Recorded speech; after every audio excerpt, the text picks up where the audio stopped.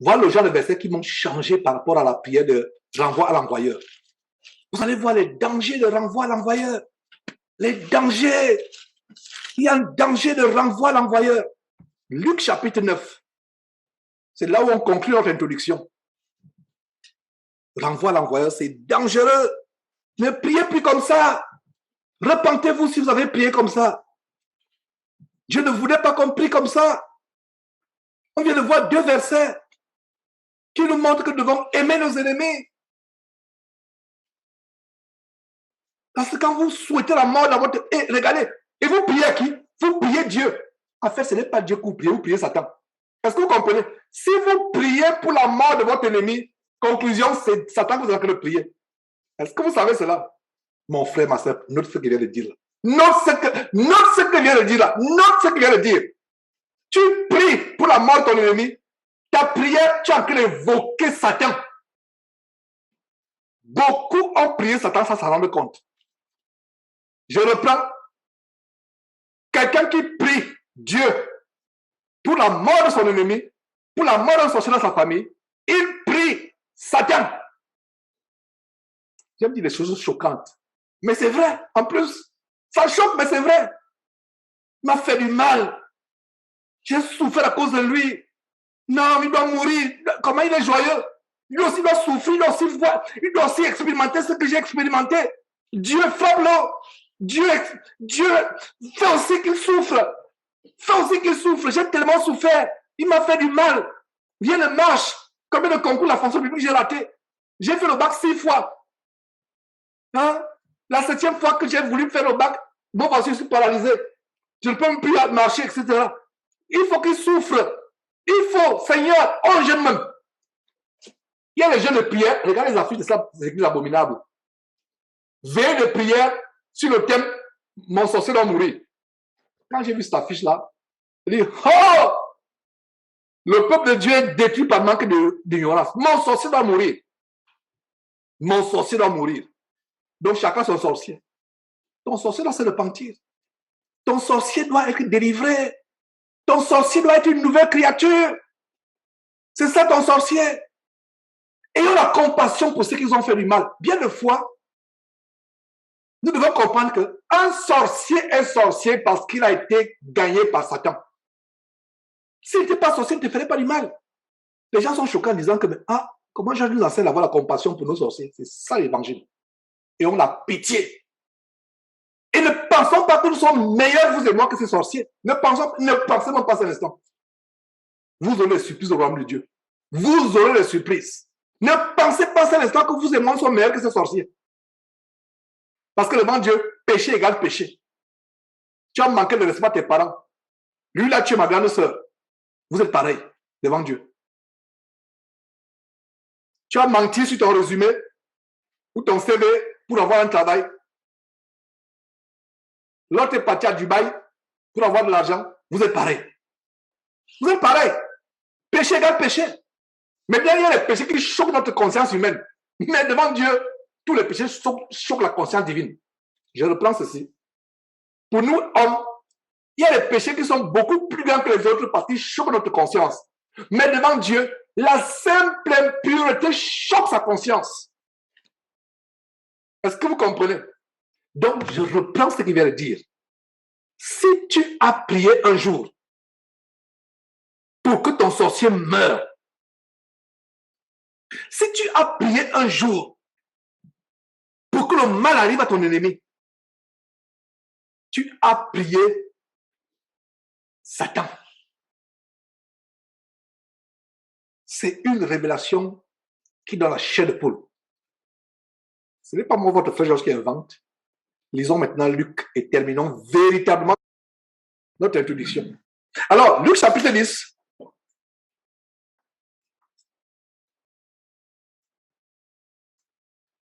Oh Seigneur, j'espère que cet enseignement est en train d'être enregistré.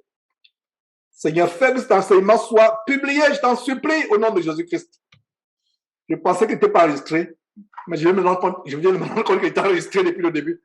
Fais que c'est un enseignement dont l'Église avait besoin depuis longtemps. Longtemps. L'histoire la sorcellerie a divisé les familles. À partir d'aujourd'hui, les familles seront reconstituées. Si un sorcier s'éloigne de toi, qui s'éloigne de toi, mais ce n'est pas toi qui vas s'éloigner de lui. Tu vas l'aimer, tu vas prier pour lui, tu vas lui montrer l'amour de Christ et tu vas anéantir ses pouvoirs. L'amour à l'égard d'un sorcier anéantit ses pouvoirs occultes. Les prières pour un sorcier anéantissent ses pouvoirs occultes. Voilà les deux secrets. Cesse de faire le veillées de prière, mon sorcier doit mourir. Aie une attitude.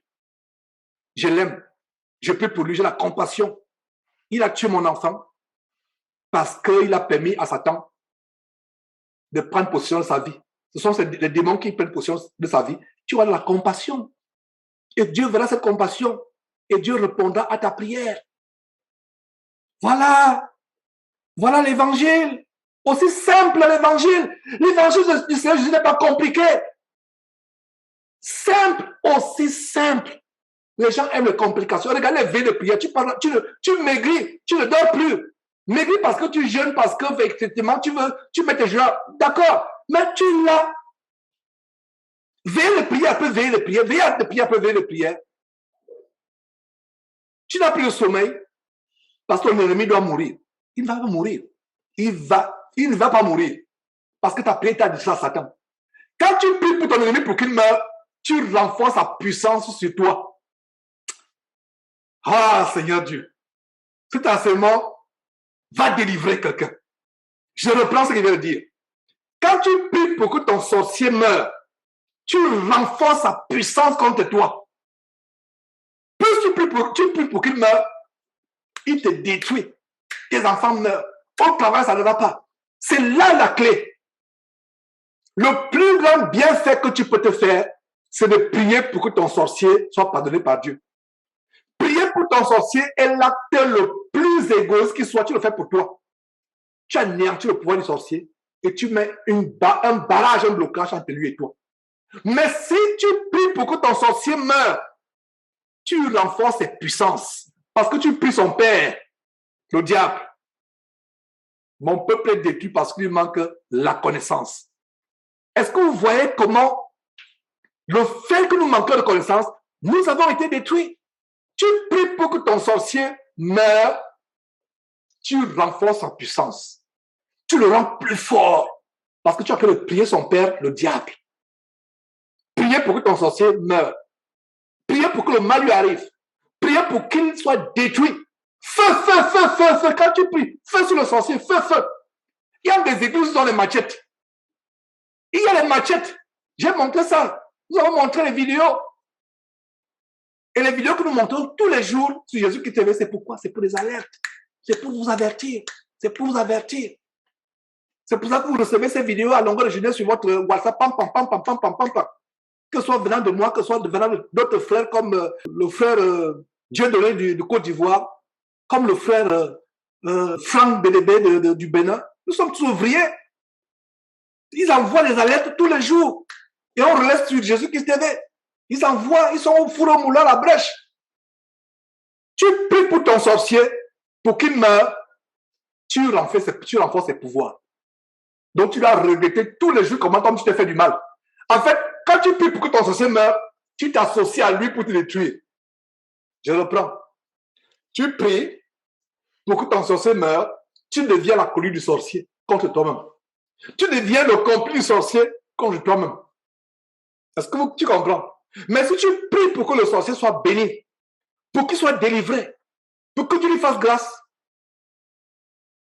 tu deviens l'associé de Jésus-Christ pour détruire les forces des ténèbres qui ont embrigadé, enchaîné ce sorcier pour faire la sorcellerie, et tu le délivres. Je reprends tranquillement, doucement, lentement.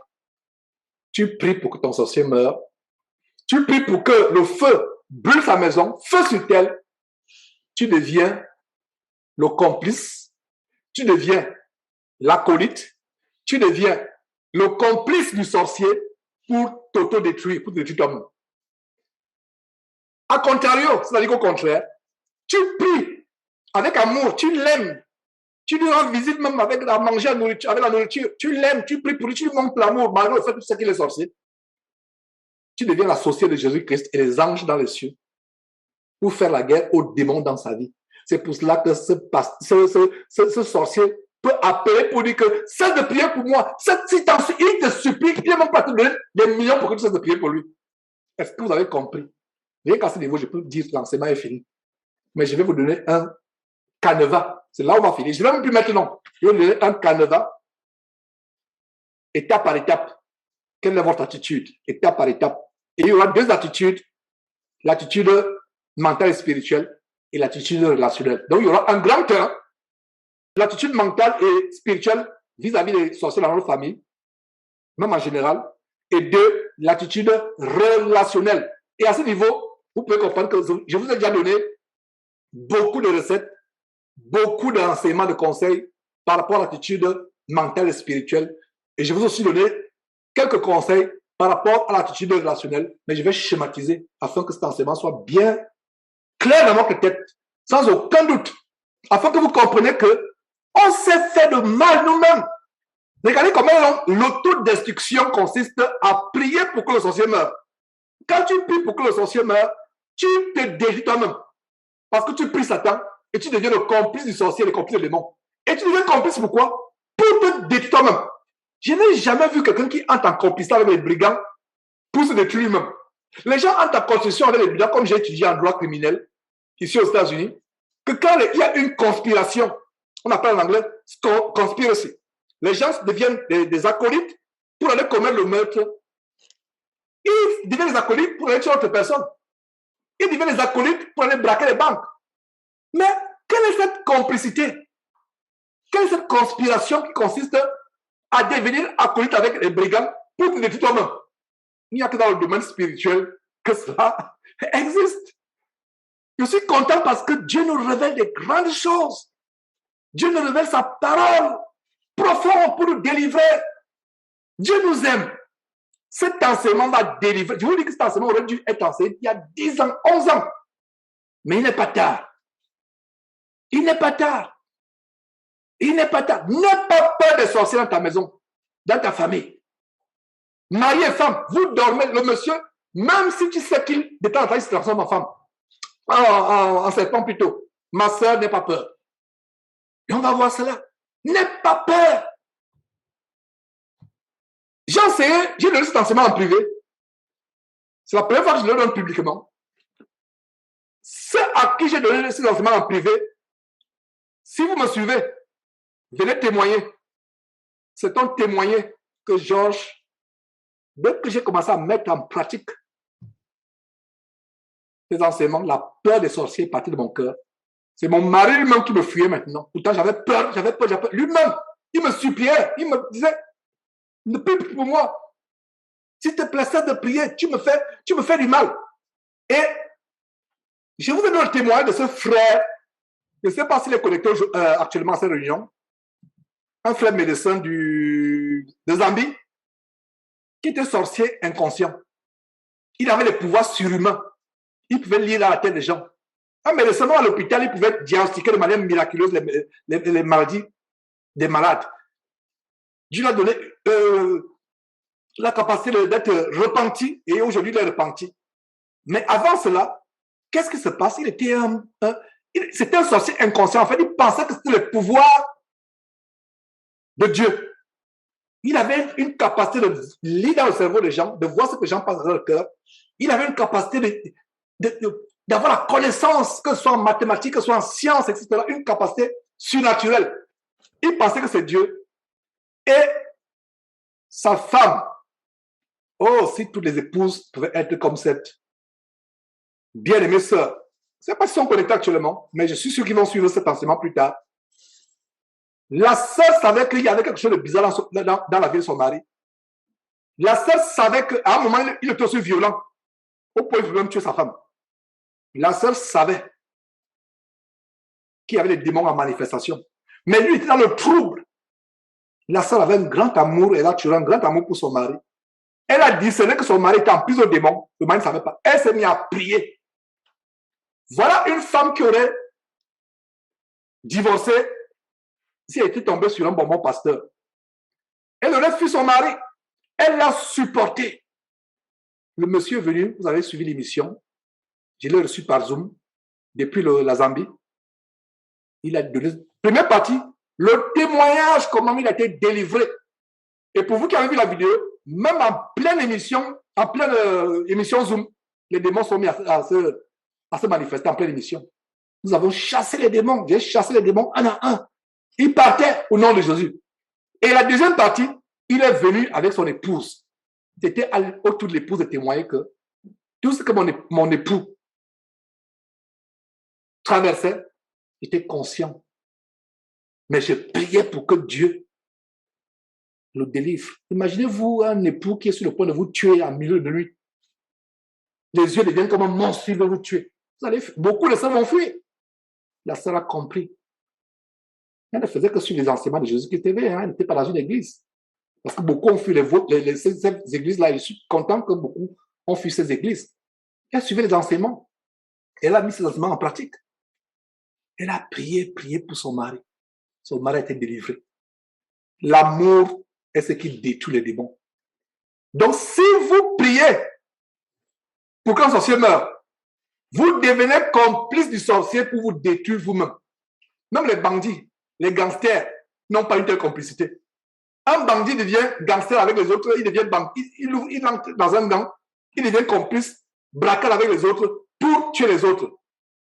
Mais il n'y a que les chrétiens, Maboul, comme on dit au Gabon, qui s'associent avec le démon et les sorciers pour se tuer lui-même. Il faut être insensé. Alors, terminons véritablement, depuis la vie, terminons, mais on va terminer comme l'introduction. Concluons l'introduction. Concluons l'introduction. Alors, Luc chapitre 9, mes frères et sœurs, que dit la parole de Dieu? Et voilà le verset qui m'a convaincu que prier pour que le sorcier meure, c'est s'associer au sorcier et se retourner contre soi-même. Alors, lisons à partir du verset 51. Très belle histoire. Vous allez voir ceci. Lorsque le temps où il devait être enlevé du monde approcha, donc Jésus était sur le point d'être crucifié, d'être enlevé de ce monde, c'est-à-dire mourir, être enterré 3 jours et 3 nuits, de ressusciter, d'accomplir sa mission, de retourner au ciel pour s'asseoir auprès de son Père dans les lieux célestes. Alors, au verset 51, qu'est-ce que nous voyons? Lorsque le temps où il devait être enlevé du monde approcha, Jésus prit la résolution de se rendre à Jérusalem. Donc voilà ce qui se passe. Jésus est en train de se rendre à Jérusalem avec ses disciples. Et au verset 52, nous voyons, il envoya devant lui des messagers. Donc, il envoie des messagers qui se mirent en route et entraient dans un bourg. C'est un comté ou un village. Et un bourg des Samaritains. Et les Samaritains et les Juifs ne s'entendaient pas. À cause de la division, de la guerre civile entre les 12 tribus d'Israël. La partie du nord, c'était Juda. La partie du sud est devenue des Samaritains. Mais les Samaritains et les Juifs, tous sont issus de Jacob ou Israël. Mais les Samaritains ne s'entendaient plus à cause de cette scission, de cette guerre civile interne parmi les 12 tribus d'Israël qui se sont fait la guerre. Les tribus du nord Juda est devenu la tribu du nord. La tribu du sud s'appelait la Samarie. Donc les Samaritains n'avaient pas de rapport avec les Juifs. Et quand on dit Juif, ça signifie que issu de Juda. Juif, c'est un nom qui vient de la tribu de Juda. Juif, c'est Juda. Alors, qu'est-ce qui se passe? Il envoie les messagers pour le devancer, au verset 52. Donc, il s'est mis en route et entre ces messagers, il s'est mis en route et entré dans un bourg, un petit village des Samaritains pour lui préparer un logement. Regardez, les choses commencent à devenir intéressantes au verset 53. Mais on ne le reçut pas parce qu'il se dirigeait sur Jérusalem. Regardez le verset 54. Les disciples Jacques et Jean, tellement zélés, Jacques et Jean, voyons cela dire, Seigneur, veux-tu que nous commandions le feu descend du ciel, veux-tu que nous commandions que le feu descende du ciel et les consume? Ça nous rappelle quoi? Feu, feu, feu, feu, feu, feu. Alors on va veiller. Même les voisins sont énervés pour appeler la police. Feu, feu, feu. Donc on a des machettes. Moi, vous avez montré des vidéos sur Jésus qui était où il a même des gros cailloux. Le padre dit cogner, on cogne. D'autres formes de karaté. Sauter, on saute. Mangamba, mangamba. Savate, savate. Coup de poing, coup de poing. J'étrangle. Il répète un véritable théâtre. Dites à quelqu'un de sortir, cette église ne va pas sortir. Parce qu'il y a l'ambiance, entre guillemets. Ils bagarrent, ils sautent, ils bondissent. J'étrangle, tout le monde répond. Le pasteur vampire au micro. J'étrangle, mon sorcier, ils étranglent. Je saute, ils sautent. Ils font des guerres imaginaires. D'autres amènent les machettes, d'autres m'avaient les fusils. Qu'est-ce qu'on vous a montré derrière Jésus-Christ? Malgré cela, certains sont toujours accrochés dans ces églises de bâtiments. Donc, ils disent à Jésus ceci. Écoutez très bien le verset 54. Les disciples Jacques et Jean, voyant cela, disent, Seigneur, veux-tu que nous commandions que le feu descende du ciel et consume? Le feu descend sur qui? Sur les démons? Non. Sur les gens physiques. Verset 55. Jésus se tourna vers eux et dit, ah, quelle bonne idée. Allez-y les gars. Engagez. Invoquez. C'est ça. Si votre Bible là, ça, je vous assure, je peux mettre pause. Allez déchirer votre Bible maintenant. Je mets pause. Je vous donne 5 secondes si vous avez un tel verset dans votre Bible. 5 secondes, je ne vois personne se lever. Personne ne se lève. Voilà. Donc vous n'avez pas ça dans votre Bible, n'est-ce pas? Personne ne s'est levé. Jésus n'a pas dit non, les gars, c'est bon, c'est bon. Envoyons le feu. Envoyons le feu. Non seulement le feu, envoyons la grêle. Que soit plus que Sodome et Gomorrhe. Diffusons-les. C'est ce que Jésus a dit. Non. Non. Jésus n'a pas dit cela.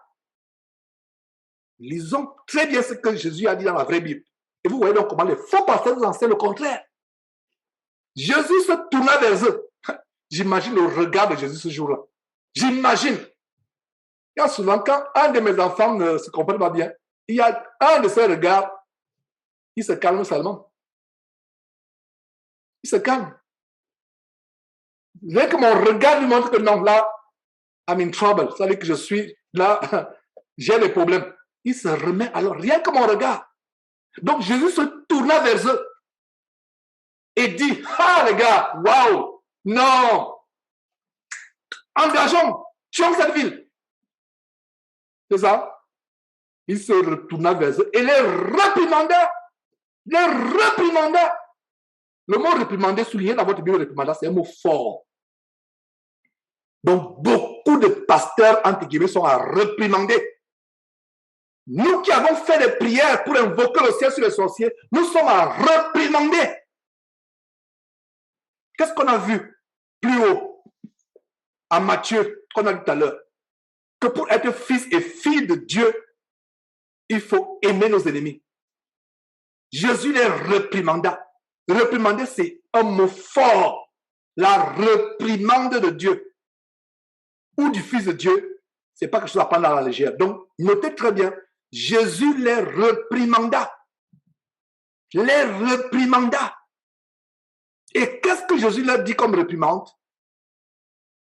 Notez très bien, Jésus leur dit ceci.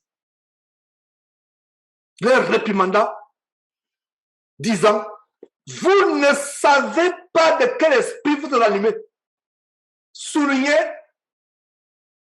encerclé, encadré avec un rectangle. La phrase, vous ne savez pas de quel esprit. Et notez très bien que esprit, c'est avec petit e. Conclusion, c'est ce que j'avais développé tout à l'heure. Si tu pries pour que ton sorcier meure, tu es animé de quel esprit? Jésus a dit, vous ne savez pas de quel esprit. C'est un esprit démoniaque. Quand j'ai découvert ce verset, je dis, wow! Qu'est-ce que j'ai fait toute ma vie? J'étais champion à prier pour que le sorcier meure.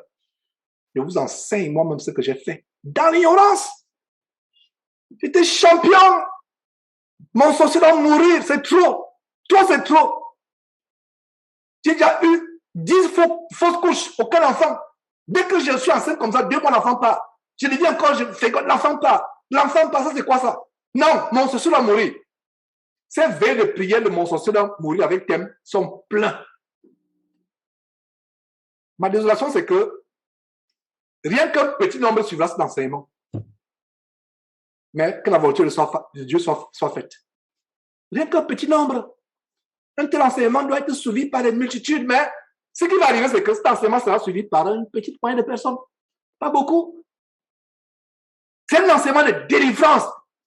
Non seulement on a péché, on est devenu complice des sorciers et des démons pour soi-disant tuer les démons, mais en réalité, c'est nous-mêmes. On s'autodétruit. Jésus dit, vous ne savez pas de quel esprit vous êtes animé. Voilà la révélation. Quand j'ai découvert ce verset, je dis, Seigneur, comment j'ai fait des années pour ne pas comprendre? Pourtant, j'ai lu cette Bible. Nous lisons la Bible avec de grosses lunettes théologiques. Des grosses lunettes de babyloniennes, des bâtiments. Ma prière, c'est que Dieu commence à lever les cailles de nos yeux afin que nous lisions la Bible avec our naked eyes, nos yeux tout nus. En anglais, quand on dit naked eyes, ça veut dire que nos yeux, nos vrais yeux. Beaucoup ont des loupes. Des loupes. Il y avait une voisine, elle souffrait d'une myopie. J'espère que Dieu a pu la guérir en quelque temps. Mais quand vous voyez sa loupe, c'était une épaisseur. Et pourquoi je passe l'exemple? Beaucoup parmi nous ont des loupes spirituelles et on lit la Bible, elle est floue. On a une loupe. Nos yeux ont des grosses écailles. Ces écailles sont tombées des yeux de Paul le jour où il a été converti. Le jour où Ananias a prié pour lui et qu'il a été converti. Beaucoup parmi nous avons ces écailles. 2 Corinthiens chapitre 4, verset 4 dit, si notre évangile est voilé, il est voilé pour ceux qui périssent, pour les incrédules dont le Dieu de ce siècle a aveuglé l'intelligence, afin qu'il ne va pas briller la splendeur de l'évangile de Christ qui est à l'image de Dieu. Nous lisons la Bible avec les écailles théologiques, avec les écailles des fausses interprétations des faux pasteurs. Que Dieu, au nom de Jésus-Christ, fasse tomber ces écailles de ton cœur, de tes yeux aussi, surtout tes yeux, pour que tu lises bien. Tu vas dans les veillées tous les soirs, et les femmes, surtout les femmes, elles abandonnent les maisons pour aller dormir, jusqu'à ce qu'en plein quartier, une vidéo qu'on vous a montrée, un homme a battu sa femme en plein quartier. La femme vient se plaindre, pourquoi elle m'a tapé, je vais sur le pasteur. Toutes les nuits, dès qu'il est 22h, je m'avais dormi. C'est non pas qu'elle va chez un homme, hein. Le monsieur sait le monsieur espionne, selon le témoignage que lui-même donnait. Elle est là toutes les nuits. Tu fais quoi là-bas? Dors avec ton mari. Remplis tes obligations conjugales. Et sors de ce temple de mort. Beaucoup de gens disent, mais pourquoi Georges a rallié contre les faux pasteurs? Vous comprenez comment ils détruisent les gens? Ils détruisent. Ils détruisent. Jésus leur a dit, vous ne savez pas de quel esprit vous êtes animés. Nous qui avons fait ce genre de prière par le passé, qui continuons à faire ces prières, nous étions animés par un mauvais esprit, un démon, par le diable, l'esprit des démons. Et vous qui continuez à faire ce genre de prière, vous êtes animés par un esprit de démon. C'est la fin de l'introduction. Je vous donne le plan de l'enseignement. La prière, c'est que cet enseignement délivre beaucoup de personnes. Je vous donne le plan très rapidement. L'enseignement a 2 parties. Le grand 1, le titre de l'enseignement, pour ceux qui ne savent pas, c'est l'attitude d'un vrai chrétien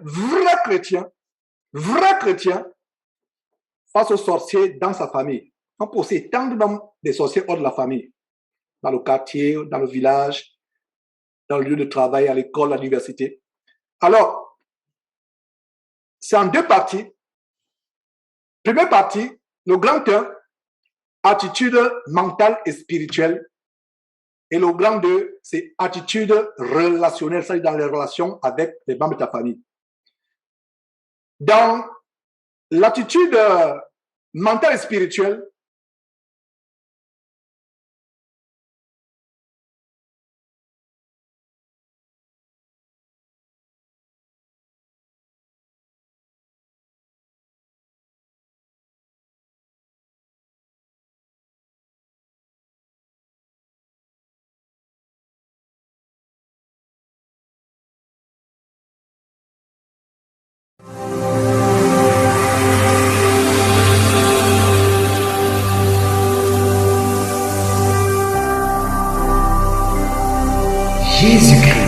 TV, vous connaîtrez la vérité et la vérité vous affranchira.